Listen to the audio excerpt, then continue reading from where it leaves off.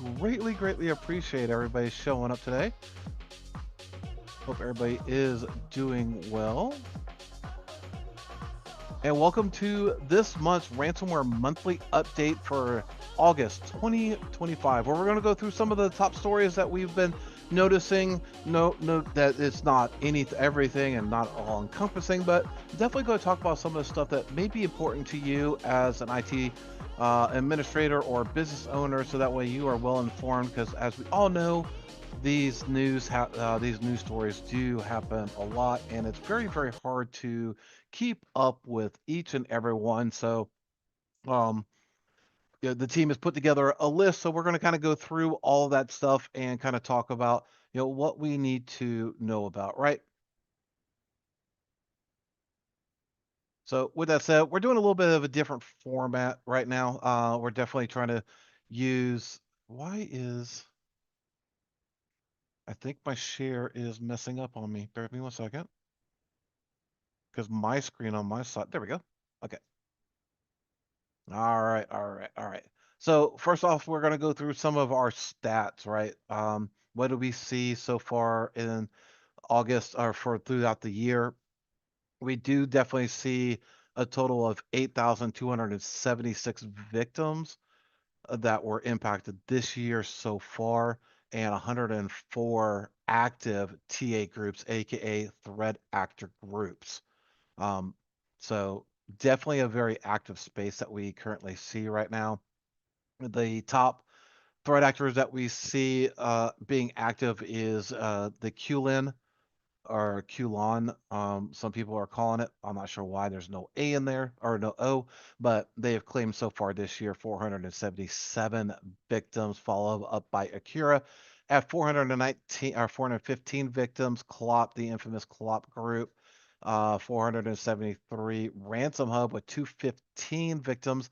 There is a rumor, and I have to verify this. I seen this come across my feed the other day, but the threat actor group called Hunters has probably rebranded or got as assumed or absorbed into the Ransom Hub group. So definitely pay attention for some of those news updates coming up. Of course, Play, who's been around for a little while, and Safe Play tailing up at least the top six for 434 victims this far this year.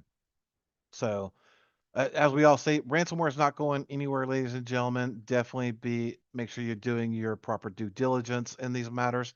Um, of course, the United States is the number one victim, always has been, probably always will be the top victim in any of these ransomware groups. Why, you ask? Because it's very simple. United States has the largest GDP uh, in the global infrastructure. So, you know, it's just like saying, are you going to attack Windows or Mac or Linux? Well, of course, we're going to attack Windows. Why? Because they're potentially the most vulnerable. Two, you get a lion's share of the number of devices that are out there.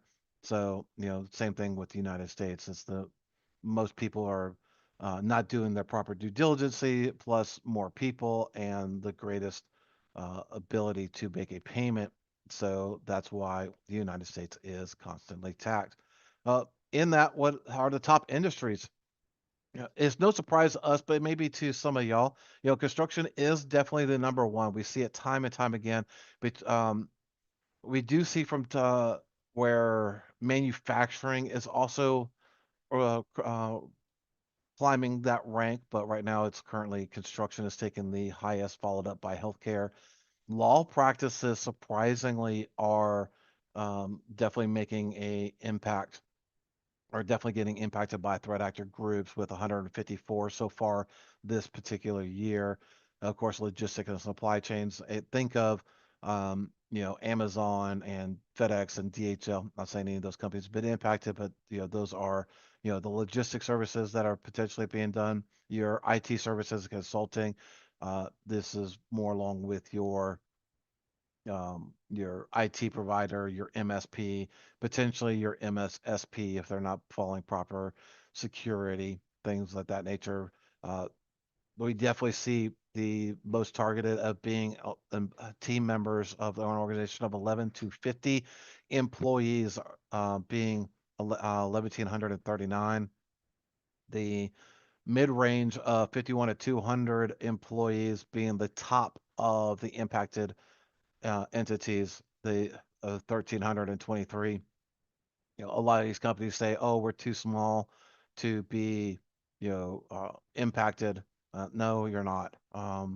51 to 200 is, as you can see here from what we've gathered so far this year, is the number one threat or number one targeted industry. Large businesses of about 10,000 or more.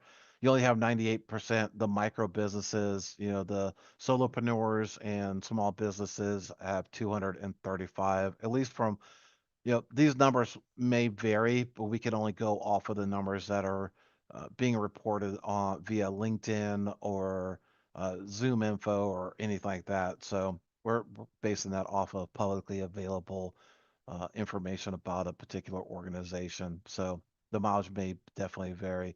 So what do you say, ladies and gentlemen? Let's get into some of the news so far of last month. Before we get into that, I do want to start off and let everybody know, Lockbit is coming out with a new version, Lockbit version 5.0, if you can believe it. As iPhones and everybody else wants to revamp their stuff every year, Lockbit is doing the same. So you can sign up and they are actually when you go to sign up, it's actually creating a Bit wallet or a Bitcoin address. For you refresh this may come up and actually show um it doesn't I'd actually have to start it up again. But at last check, they were asking for $500.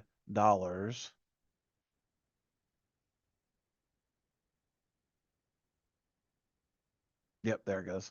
So yep, $500 to be via uh, Bitcoin. I thought they were doing Monero, but apparently not. But essentially, what happens is you can pay you can pay $500, and you too, ladies and gentlemen, can be deploying BitLock or Lockbit 5.0 inside of the infrastructure of your victim of choice. Hallelujah. So Lockbit is not going away. Just know that Lockbit is most definitely still heavily sanctioned on the IRS's OFAC list. So definitely be aware that if your organization is impacted by Lockbit, then you know it is right now it is illegal to make a payment to Lockbit Group. So definitely keep an eye on that type of stuff. Before we get into some of the other news, something that we've seen come out earlier today, malicious insiders as a service they appear to be targeting in Germany, right? They are literally offering um, threat actor as a service in terms of human deployment. So, if we scroll down here, we could deploy real people into companies of your choice to infect or do similar things.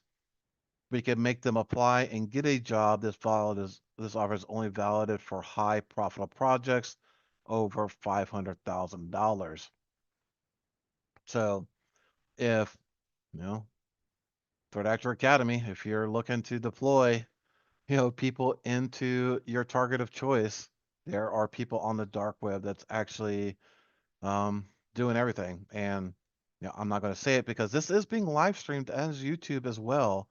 But if you want to go out there and follow this, you can on your breach form of choice, you can look at that particular user and either give them flack or whatever. But anyway, we'll carry on. So, the Storm 501 has launched their cloud-based ransomware attacks. Um, this one is primarily going after and do data exfiltration through the Microsoft Teams application. You probably have seen this in a lot of the news lately, where they are going through and sending out malicious uh, attachments and notifications through the Microsoft Teams. We will be doing a video on how to protect your Microsoft Teams environment from some of these things. So definitely subscribe to make sure that you are being up to date. But There's a whole process of that darn thing. Um, so Prompt Lock is definitely a ransomware group that has recently emerged, probably within the last 3 or so weeks, maybe a little bit longer, but they have released proof of concept ransomware that uses the open AI large language model for a lot of their activity. Now, what we're seeing very recently is they are ingesting everything that they are exfiltrating. So let me stop shares for a second here. All right, so listen to me very carefully. When you're going through a ransomware or data exfiltration scenario, you have a problem, right? Where they've already accessed your data and you're making a payment to the threat actor to ensure that they are removing their what they have from you. Now, we can only take them at their word, but it's been proven before that they don't always delete that data. Something to take in massive consideration. When they dump this into a large language model platform, you're not crawling that data back ever. It's being ingested. It's always there. So be careful, be aware, as these folks are, trying to ensure that they are doing as much damage as humanly possible.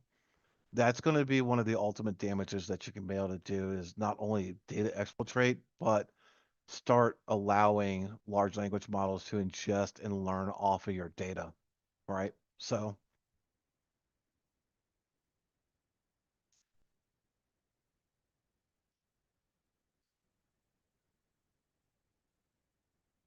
sorry about that. So Flashpoint's mid-year report that did come out earlier did reveal a 197% attack surge from June to January of last year. Why all these reports are so old, I don't know. Um, you know, as you've seen earlier, we reported for this year already, so whatever. Um, top ransomware groups of Acura, Clop, and QLin, SafePay, and Ransom Hub with AI enhanced tactics and pure exfiltration strategies are increasing. I gotta get used to this new format that I'm trying out because it's very hard to go back and forth. But anyway, Clarkson ransomware uses the APT style evasion. You're not going to hear about um, Charlon or Charon ransomware group a whole lot. They've definitely been behind the scenes a lot in some of their activities. So they are adopting. I think Charlon, if that we're pronouncing it correctly, they will be a competitor to Scattered Spider, who is like a freelance group for a lot of the larger language model or a lot of the larger ransomware groups that are out there. So, they are targeting the public sector and aviation in the Middle East. That's also why you're not hearing about them, but um, we'll kind of keep an eye on them to see what is going on. I suspect within the next couple of weeks, even months coming up, we're going to see more and more about them. And in case you've been living under a rock, Sonic Wall SSL VPNs have been under attack by the Akira ransomware. We definitely have several cases that we're working through right now on this particular matter. Um, Even to date, Sonic Wall, I believe, has not disclosed that this is a 0 day, that this is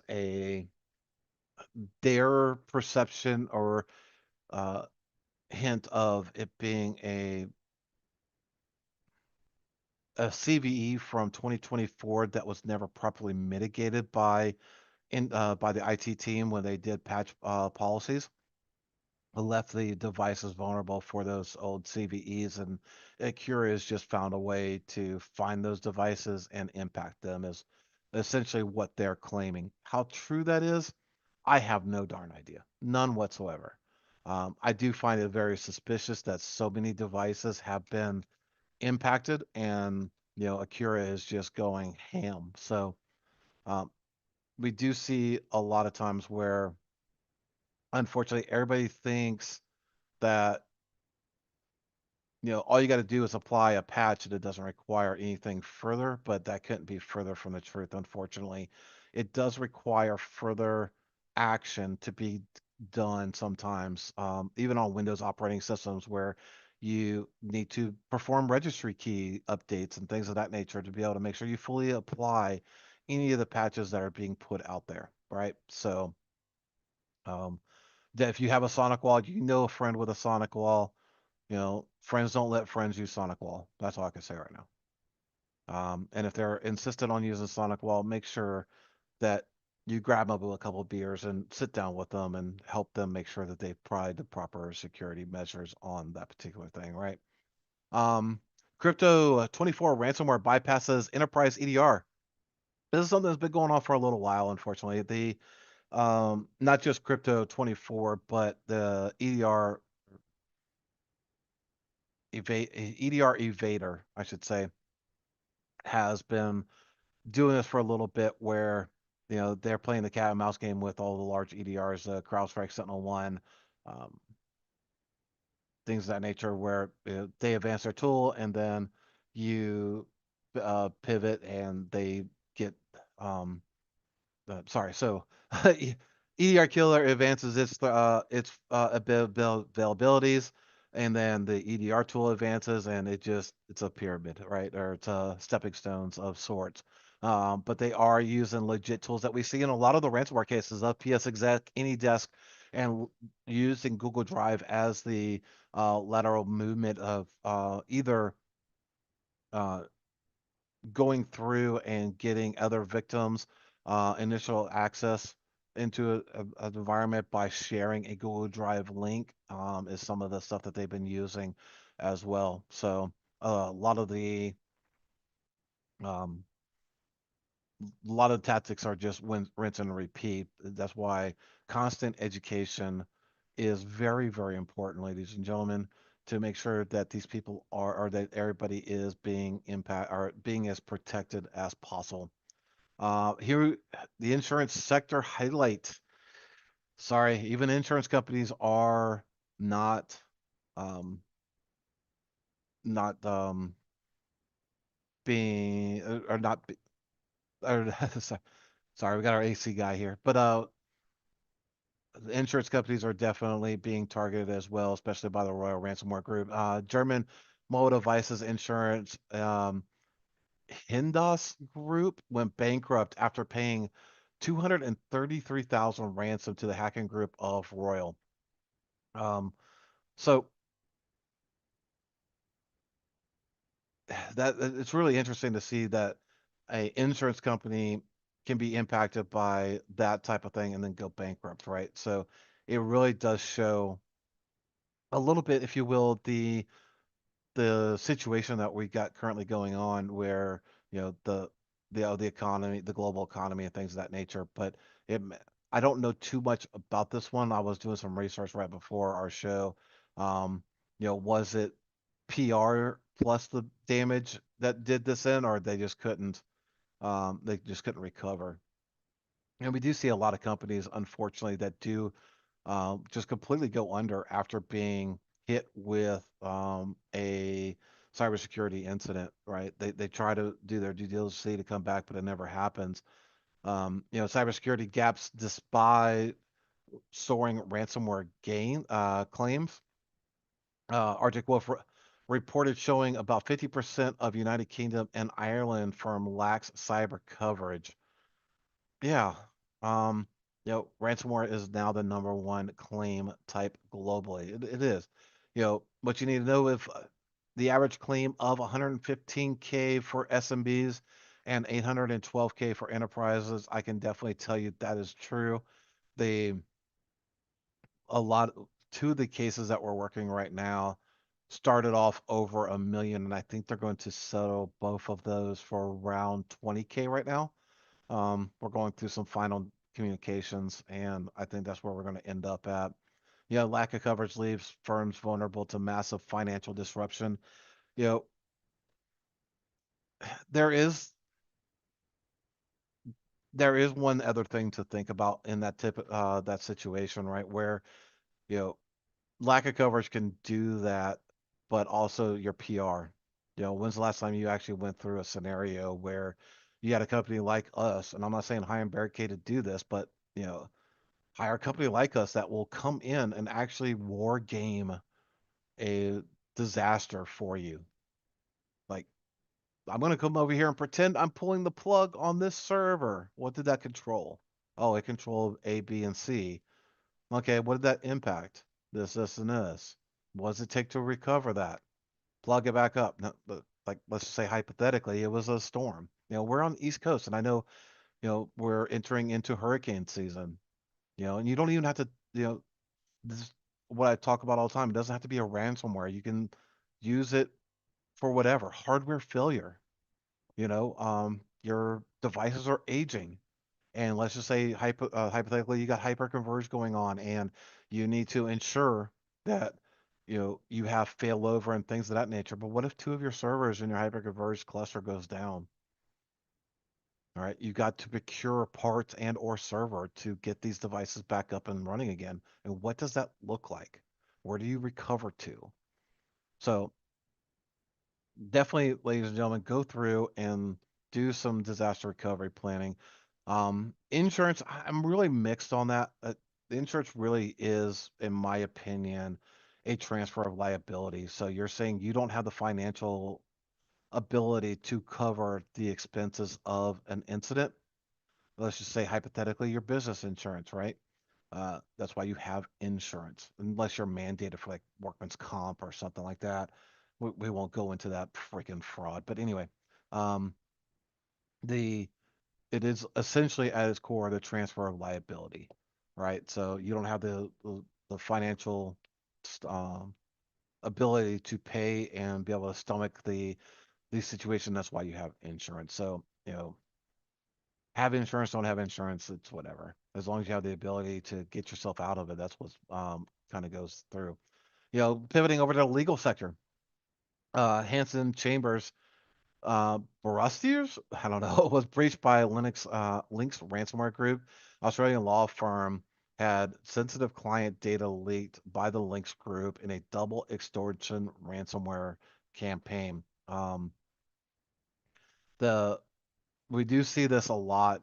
If you are a firm, and your firm practices, especially in uh, family litigation like child custody and divorces and things of that nature, we're seeing a lot of those come across our desk right now. Those are becoming very, very attractive data set points because there's a lot of PII, personal identifiable information in there because, as you're working divorces and bankruptcy and things of that nature, you have to give the attorney, your social security number, your banking information, and this and that and everything else. Um, and I do suspect, unfortunately, that when the ransomware groups are combing through this data, they're going to play one of the old tactics where, and I forget the ransomware group that was doing it. It may have just been I'll call it. It may be considered by some malware, but I consider it ransomware. That they are, they would say, well, if you impacted one other organization or one other person, we'll let you off the hook for free. And call me, conspiracy theorist nut job here, but excuse me, I fully suspect that this may become a situation where the threat actors are combing through the data and it's like, no, you can afford it. You can go to client XY 32182, and we see their banking statements, and you can extort the money out of them to pay us. Um, and downstream, and say, hey, we impacted your lawyer, and we have this sensitive data about you, and if you don't pay, then this is what's going to happen, right? So, um, the old IT verbiage, especially in the Cisco days, when you logged into a Cisco, with admin prompts, it always used to say, with great power comes great responsibility. And this couldn't ring more true in this one. And that's about it that we got in here. Definitely let me know how you feel about this one. How can we make this better moving forward? Definitely check out all of our webinars that we got going on. Not only this one, we are again simulcasting this on YouTube as well for the next couple of months, just to try to let everybody know, hey, come on over here to the Zoom and register and be notified about these type of things that we're doing, so that way they're on your calendar and you don't miss it. That's really why we're doing it on doing this on the Zoom platform as much as possible. If you don't want to register on Zoom, I completely understand. Here in a couple months in 2025, or probably in 2025, we'll pivot only to do Zoom. And this webinar may come out on YouTube in a couple of days post the recording, and potentially any edits that Miss Kimberly needs to do for this. But yeah, if you want to go check out the Fortify 365 webinar, get registered for that. All that is over at webinars.barricadecyber.com. Again, thank you so much for tuning in. I greatly appreciate it. Let us know, again, seriously, let us know what you want to hear, if this has been beneficial to you, what you don't want to hear, and um, give us any feedback, positive, negative, constructive. We're good with it, right, ladies and gentlemen? With that,